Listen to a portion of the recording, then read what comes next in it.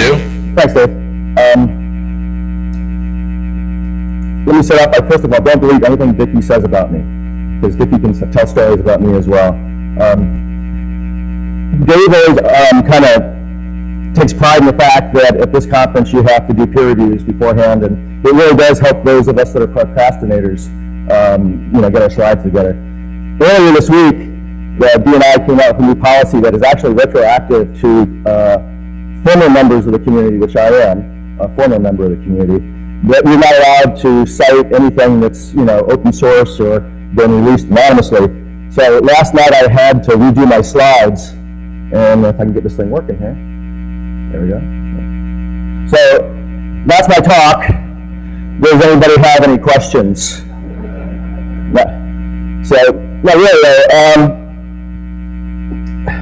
I actually started off in talking to people, and one of the first questions I was going to ask, because I used to be a professor, and I like to get the audience participation, especially on early morning class, because most of the people are usually hungover or half asleep. Sometimes both. And so one of the questions I was going to ask was, in what year did you first break into your first computer? And then I started to realize that was really going to make me look very old. And so I kind of, some of them changed it to how old were you when you broke into your first computer? And then I kind of realized that was going to make me look even older. So we're not going to do that, but there will be some audience participation, number one. And then number two, I will tell a Dave story at the end of this talk. So that, if only, will keep you here. Go to sleep now for the next 30 minutes. I'll try to wake you up before I tell the Dave story. I want to start off with a couple of, basically what I would call meta thoughts. This is a quote that's attributed to Brian Snow. I used to work with Brian a lot. He claims it's not entirely true, and I guess we're a little bit off the screen there, but the point he was trying to make with this quote to Phil Zimmerman was that people shouldn't be developing cryptologics that haven't broken them. And I think that that's also applicable to our business, specifically the defense side. And a lot of it, and Dickie and I talked about this probably with way too many mojitos last night, but it's really a mindset that we have in the community that those that are on the defensive side that have never actually done anything offensive don't have.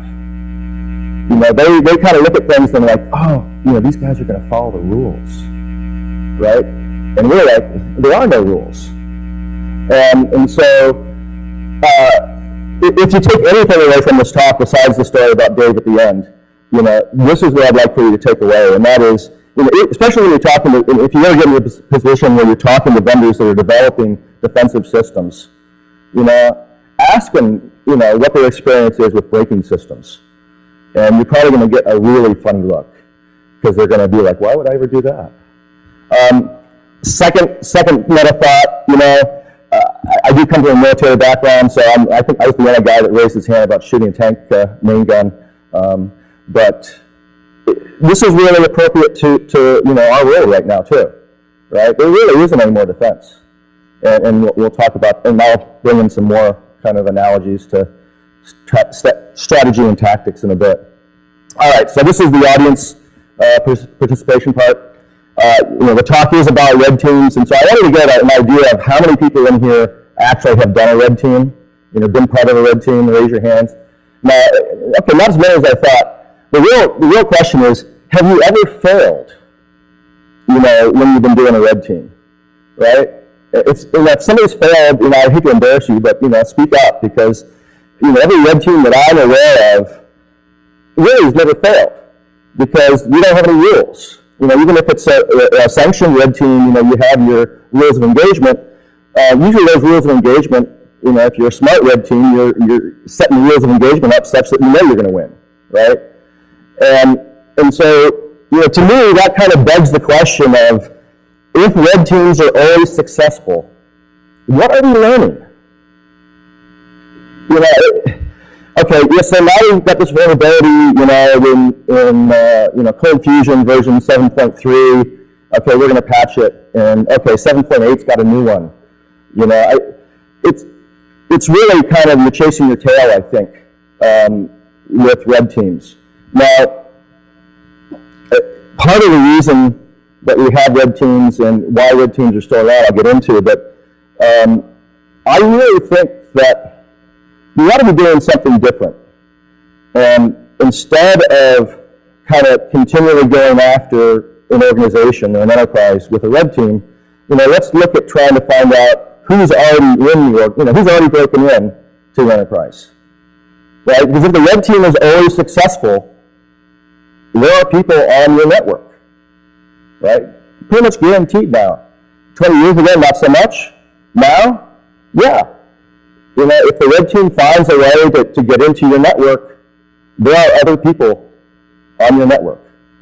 And so it's always kind of surprised me that there has never been a concerted effort in the information security business, at least commercially anyway, to actually go out and try and find, you know, the red team exercise really shouldn't be, can I get into my network? The exercise should be, who's in my network, all right? So this is kind of the outline of my talk, obligatory Dave story at the end. And, you know, I mentioned, you know, kind of how the red teams are working now, and I think actually part of the reason for that is how red teams first started. And so red teams really are, you know, our business's oldest profession. 1972, Jim Anderson, who passed away, I think about a decade ago, was a great guy. Wrote one of the very first public, it wasn't really a paper as much as it was a study. That was the title. I mean, this is kind of the great thing about the intelligence community, right? That was the title of what he published, and you look at it and you're like, what's he talking about? But really, I mean, in that study, he talks about buffer overflows. You know, this is 1972. And this was then followed up in the academic literature by Lindy and a bunch of others where, you know, they're penetrating VM370, which many of you probably heard of, many of you probably ever used. It was an interesting operating system, to say the least. So this is, you know, an eligible receiver in '97. I won't speak to that, but you can read about it, you know, online. We've been doing this for a long time, and back in these days, you know, the systems that they were going after were much less dynamic, and they were much smaller than what we have to deal with today. And so I'm not totally against red teams. I think red teams are actually very effective when you're looking at components, right? If you can break it down into a very small component and doing a red team against that is very effective, because you actually have some control on the defensive side anyway of the control surface, of the attack surface. And so you can make progress when you're working on a small component basis. But the other cool thing is you can actually do formal verification now of some of these smaller components. And so some folks down in New South Wales at NICTA, you know, have actually done a formal verification of a microkernel that runs on cell phones. And so that's actually, now they're proving functional correctness. Now, and functional correctness is different from, you know, kind of a security, from proving the security properties. And that's something that people don't really take away from this work. But just getting functional correctness, when you think about it, is going to make, you know, our job on the offensive side much more difficult. There just aren't going to be that many opportunities anymore. There still will be opportunities because some of the security properties are very difficult to basically stop. You know, covert channels, for instance. We're never going to get rid of covert channels. We just have to learn how to deal with them. So on the component side, a red team, you know, both active and architectural, you know, whiteboard, I think is very, very useful. When we start getting to a system, which is really what we have now, it becomes less useful, in my opinion. Because when you start thinking, and just think about your kind of average enterprise that may have 100 people, you know, 100 employees or something like that. This is really a living organism now, right? you have all this active content. Somebody talked about the other day about, I think it was Vicky actually, who said, now the Russians just send, a million emails out and hope that 2 people click on the link, right? Okay, so you're a red team and you're going to do that. You win, yay.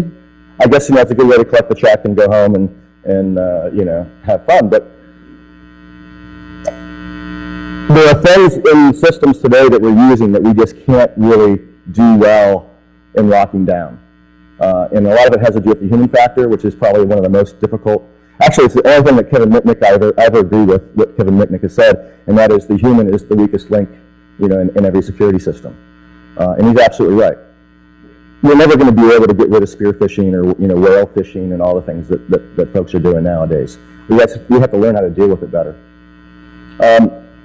So let's kind of going back to why do we have red teams, and what are the goals of red teams? This is from one of the many compliance documents that are out there and that require red teams.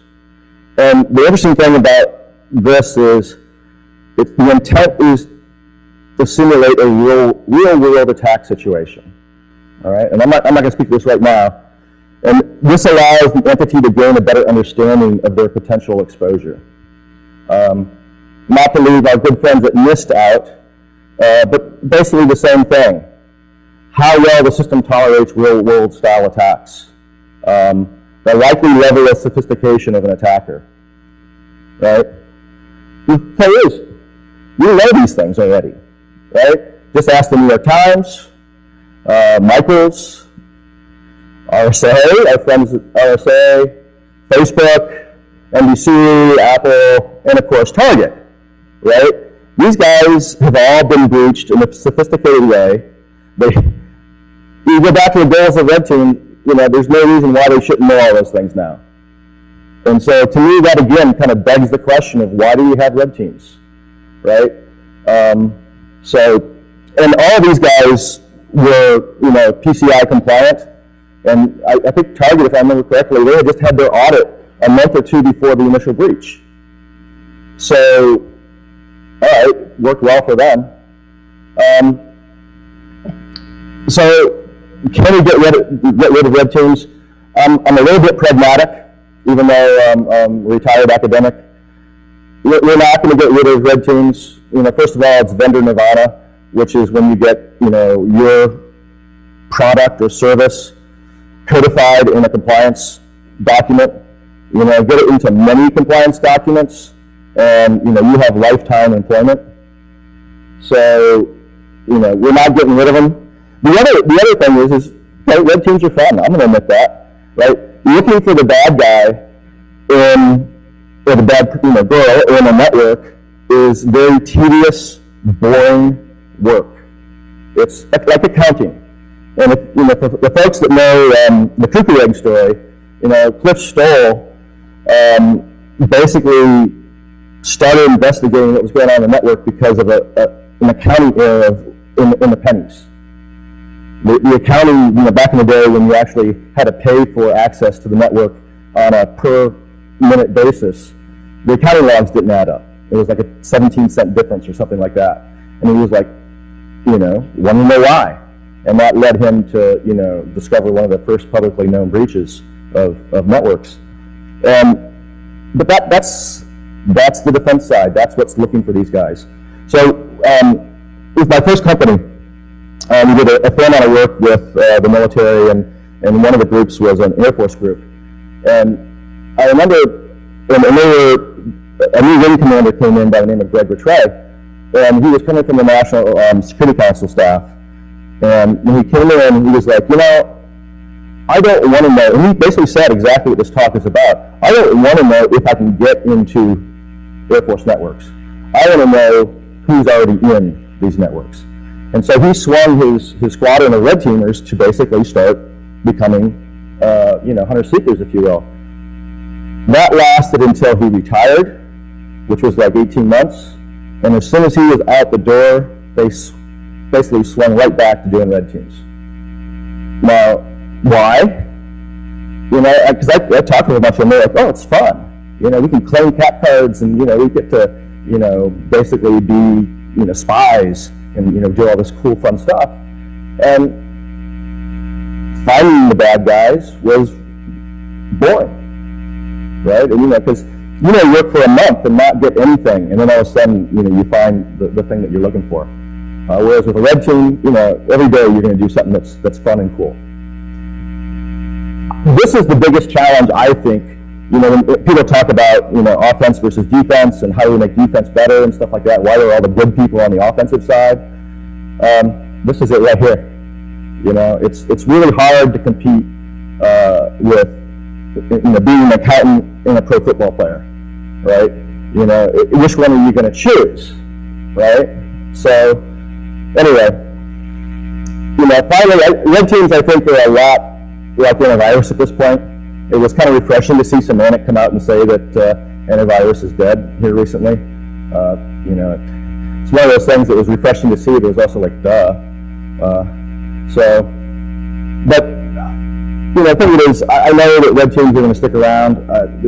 Certainly this talk is not going to change anything in terms of these compliance documents and stuff like that. But for those of the folks that are charged with protecting networks, I think that you need to basically start focusing a little bit more on finding who's in your network rather than trying to find out if you can get into your network. And so Maryland, where I used to teach, had a big breach in the last month or two. And the president of the university, in his very first email to everybody, is like, we're going to start doing continuous red teams. And I was like, yeah, okay, great. Glad I retired. So, again, kind of what should we be doing again? And this is kind of where I bring in some of my military background. And this is the Maginot Line. It's built by the French. Not that I'm picking on the French, but they're easy to pick on. They built the Maginot Line after World War I, which was trench warfare. Basically, everybody, stuck in their trenches, and every day somebody would blow a whistle, and they would charge, and lots of people would get killed, and then they go back in the trenches till the next morning for when they would blow the whistle for you to, jump up and run and yell and get shot at again. The French actually thought that the next war was going to be fought exactly like trench warfare, right? And so they spent a massive amount of money protecting the border with Germany with these concrete fortresses. So what did the Germans do?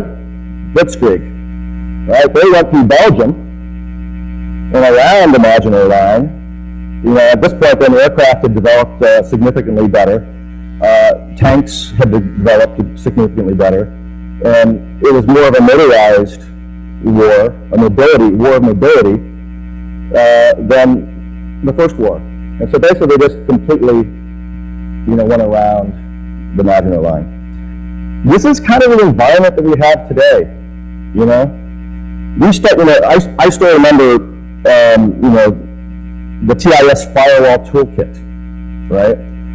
This was like the great big thing in the early 90s was, hey, we're going to put a firewall at the entrance to the enterprise that's going to look at the traffic going in and out, and everything's going to be safe. And it really helped a lot for a while. That was World War I. We're fighting World War II now. We have mobile devices, right? Everybody's bringing a device into the enterprise, and maybe it's popping onto Wi-Fi, or it's VPNing back to the office when you're traveling. There's executable content. I think actually executable content's a bigger problem than the mobile devices, personally. When you can send an email and have things automatic. Initially, it was with email we had problems because you had buffer overflows in the mail clients and stuff like that. Okay, we know how to get rid of those things now, and we're doing a pretty good job on it for the most part.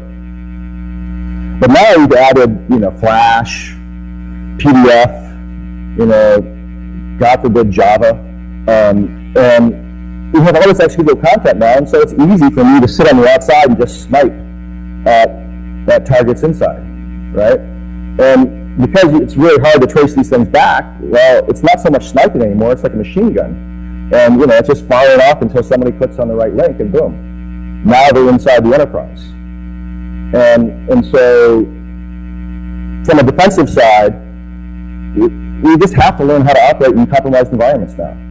You have to assume, if you're an enterprise of any reasonable size, that somebody's broken into your network, and you're not alone on that network, right?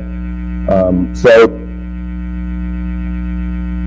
basically, what I argue is that red teams, we need to morph them into what I call hunter-killer teams. Number one, you're going to get, these are guys that are going to go out and do the detailed audits and the detailed analysis to find those, minutiae cent differences in the accounting logs that indicate that there's some kind of a problem. It's tedious, it's boring, but you either do it or you just accept the fact that, hey, there's somebody in the network. So the other thing that we have to do, and this is actually starting to happen, and I'll talk about in a second, is monitoring. I think this is the next slide here. No, actually. So I'm just jumping my slides about. Most folks probably don't recognize, they probably have heard of the Orange Book. I'm guessing that besides Dickie and myself and a handful of others, you've probably actually never held one in your hands. But there's a whole series called the Rainbow series of books that went along with the Orange Book, and one of them was the Tan Book. And the Tan Book describes B2 audit. And B2 is one of the classification, or not, basically compliance levels for, if you wanted your system to do DoD work, you'd have these different levels of compliance and verification of how it works. And B2 was the one that most commercial vendors were able to get to. So right now, I think most Linux systems can do B2 level audit. Windows can do B2 level audit. Surprisingly, the Mac can do B2 level audit. So all this stuff is already out there. But back in the 90s, and I actually worked on some of this for a while, we had 386 computers. You were lucky if you had a 20 gig hard drive. And you were totally rocking if you had 512K of RAM. When you start looking at the amount of data that B2 Audit presents, the systems back in the 90s were completely overwhelmed by it. We didn't know what to do with big data. And so I'm arguing that today we do know how to handle big data. And there's no reason why we shouldn't be collecting it and looking at it. And so if you look at, and anyway, there's a bunch of different companies out there now that are doing that to varying degrees. The interesting thing, let's see if I can go into this. Yeah. The interesting thing about pretty much all of these companies, I think except for Yepe and some work that I'm doing, these guys are all basically kernel mode drivers. And they have a management station. And so I'll get into the implications of that in a little bit. But there's a basic premise when you're kind of defending a system, and that is, whatever you do to defend it, you don't want to increase the vulnerability or the attack surface of that system. And I'm going to argue that some of these things actually do that, even though they're trying to make it better. I talked a little bit about this. One of the other big problems that the defense side has always had is sensitivity and selectivity. When you start collecting all of this data, how do you don't want somebody kind of always looking at it, because A, it's boring, and B, they're going to miss things. So you're going to set alarms. And even though antivirus is dead, one of the very good things that antivirus did was they learned how to handle the selectivity and sensitivity pretty well. Right? It was very rare that you would get a false alarm from your antivirus. It happened, but it was pretty rare, right? Now, part of the reason for that is they tuned it down, so they weren't really trying to catch 100% of everything. They would rather miss and have, miss something than throw up a false positive to you. And I think that's ultimately, with all the changes that we've had in the computing business, is what's led to the death of antivirus, if you will. So this is I think the monitoring everything, and I guess it's a little bit weird having a guy who used to work at NSA saying we need to monitor everything. But from the standpoint of defense, I think that's where we're going. Even though it may not be effective yet in detecting, initial breaches, it's most definitely very effective at doing the battle damage assessment. So that once you know you're breached, basically with what I'm working on now, if you can point to us patient 0, we can basically backtrack out from there and basically automatically in less than a few minutes show you everything that happened after that initial breach. All the additional infected systems, how they were infected, basically everything. And that kind of, that's going to hurt the Mandiant guys who are used to going in and collecting the $400,000 check, spending 6 weeks to write a report on, what happened with the breach. This is where our business is going. So Newton's third law: for every action, there's a equal and opposite reaction, right? So as the defense changes, so will the offense. So will we. And we saw this with the firewall, right? So we had firewalls, and that was pretty good at keeping people out for a while. But as the system matured and it evolved, it created new openings. And once again, the offense is totally eating the lunch of the defense. And probably will be for some time, because now we're having to deal with these living organisms. So how, from an offensive perspective, would you get around the fact that everything is being monitored, right? Well, again, just kind of going back to the military analogy, is use chaff, right? You're going to create noise. So I remember when early in my career, I joined a group, and this group was a group that kind of didn't like outsiders so much. And so every new guy it wasn't really hazing per se, it was more like nerd hazing. And one of the things was working on a SEM 3 workstation, and like every 45 minutes my workstation would reboot. I'm like, yeah, this is really weird. Why is my workstation rebooting every 45 minutes? And I start looking around a little bit, and nothing obvious is popping up. You're not seeing any log entries, and stuff like that. And so I turned on B2 auditing, actually. And so I was running B2 audit, and manually looking, every time my system would reboot, I would manually look through it, to try to figure out what's going on. And after like the third or fourth reboot, I realized what was happening was somebody was basically, I think they were popping SendMail, which back in the late 80s, early 90s was just Swiss cheese. And then they were doing a change route, and then doing a reboot from the change route, from the jail. Right? So that completely got rid of all the log entries and stuff like that. And and then I found the IP from where it was coming from, and I figured out which desk it was, and I kind of walked over to this guy, and it's like, hey, pretty cute trick, just as his system reboots.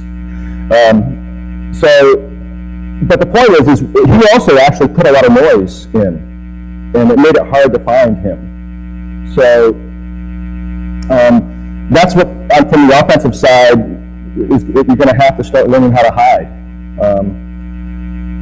So this is just kind of a breakdown of the obvious and not so obvious reactions. So the obvious: noise, diversion, right?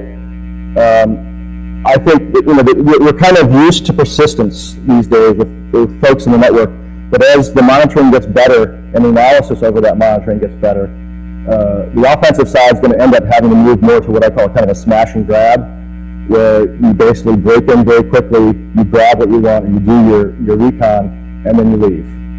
And then maybe you wait a little bit, and then you have to do it again. And so, from an offensive perspective, that's actually increasing your risk significantly, right? Because the initial entry is always the noisiest in terms of potentially being detected. So that's a good thing for the defense, I think. The not so obvious changes. So ETDI, I actually skipped a slide earlier. This it's endpoint. Let me go back to slides here real quick. Yeah, endpoint threat detection and response. So this is Gartner's new kind of security category for Carbon Black and the Mandiant and LEFA type of work. The interesting thing, and this happened to me at RSA. Just this year when I was talking to one of those vendors, and I'm not going to say which one, he was going on about how a lot of what they're doing is patented and all this, and I was like, patented? Really? I mean, you're just doing audit. There's no way you can patent that. What are your patents covering? He said, oh, well, we're using device drivers, and we're doing a lot to make sure that these device drivers can't be seen, we can't uninstall them, and basically hiding them. And I was like, this sounds like a rootkit. He kind of smiles and leans in, close. It really is. We just don't like to tell our customers that, right? So what we end up getting with a lot of these products now are enterprise-wide rootkits, right? You now have a Ring 0, multiple Ring 0 drivers on your hosts that are controlled by one server. Okay. Going back to that big red target sign that I had up earlier, you get into this, this is better than popping the domain controller, right? It's totally better than popping the domain controller, because now you're actually even under the radar of all of the audits, that the domain system has and stuff. So that's where you guys are going to be looking, and I look forward to next year's Infiltrate, where somebody pops one of the ETDR servers and shows controlling an entire enterprise. Red herrings, attribution has always been a problem, but you're going to have to start using more of that, because as you get detected more, you're going to have to worry about being traced back and figuring out who you are. And I think also, this is a little bit more on the nation-state level, but the life cycle is going to have to be hit harder. It's going to have to be, because as the defense gets better, it raises the bar. So one of the other things I think that's going to happen as the defense starts to get better and improve things is strategy is going to become a lot more important than we're used to. Right now, if you're good at tactics, if you have good techniques, you pretty much can do whatever you want. Actually, sometimes even sloppy tactics, you can do whatever you want, right? This is going to change. You're going to have to start thinking a little bit more strategically. You're going to have to think about some of the things as attribution and do I have to set up a diversion of some sort in order to get to where to accomplish the goals that I want to do.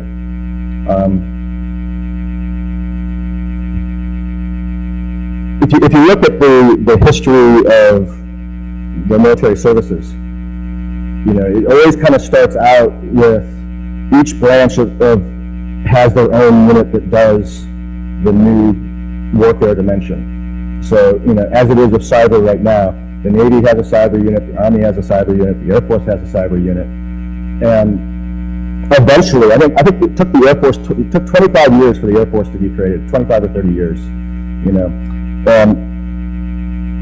I think it's probably going to be the same with cyber, but I think that eventually, and whether it's in my lifetime or not, I don't know, but I think eventually there's going to be a cyber service of some sort. It just kind of has to be. When you look at the specialized training that really we need to be effective. So that's kind of my prediction anyway. So the obligatory Dave story. Now, I think Dave came to work in the group I was in. Actually, he was on an intern program, and he rotated in once, and then he came back permanently after he finished school.